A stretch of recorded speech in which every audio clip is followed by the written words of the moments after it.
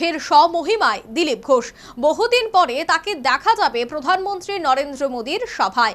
দিলীপের comeback ঘিরে উৎসাহ তুঙ্গে পুরনো বিজেপি নেতা কর্মীদের মধ্যে। দীর্ঘদিন ধরে দলের সঙ্গে বেড়েছিল দূরত্ব। দলের কোনো অনুষ্ঠান, গুরুত্বপূর্ণ বৈঠক, এমনকি প্রধানমন্ত্রী নরেন্দ্র মোদীর সভায় তার দেখা পাওয়া যেত না। যদিও সবটা নিজের মতো যুক্তি দিয়ে বারবার খণ্ডন করতেন প্রাক্তন বঙ্গ বিজেপি সভাপতি দিলীপ ঘোষ। কিন্তু এই পরিস্থিতি বদল আসছে। রাজ্য সভাপতি হিসেবে শ্রমিক অভিষেকের পর দিলীপ ঘোষ ফিরছেন স্বমহিমায়। আগামী 18 জুলাই দুর্গাপুরে নরেন্দ্র মোদীর সভায় আমন্ত্রিত অতিথিদের তালিকায় জল করছে দিলীপ ঘোষের নাম। গেরুয়া শিবির সূত্রে জানা গেছে, আগামী 18 জুলাই বাংলায় আসছেন প্রধানমন্ত্রী নরেন্দ্র মোদী।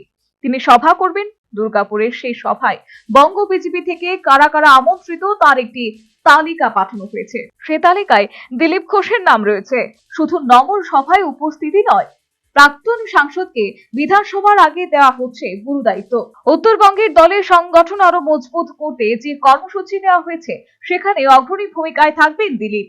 প্রসঙ্গত উল্লেখ্য, আলিপুরদুয়ারে প্রধানমন্ত্রী নরেন্দ্র মোদীর সভা থেকে নেতাজি ইন্ডোরে অমিত শাহের সভা, কোথাও আমন্ত্রণ জানানো হয়নি দিলীপ ঘোষকে। এমনকি রাজ্য বিজেপি সভাপতি হিসেবে শ্রমিক ভট্টাচার্যের আনুষ্ঠানিকভাবে নাম ঘোষণার জন্য অনুষ্ঠান মঞ্চেও গড়হাজির ছিলেন প্রাক্তন রাজ্য বিজেপি সভাপতি।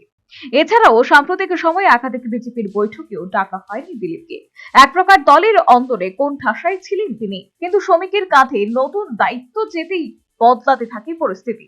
জানা গেছে, রাজ্য বিজেপির সঙ্গে দূরত্ব কমেছে বাংলার সফলতম বিজেপি সভাপতি দিলীপ ঘোষের।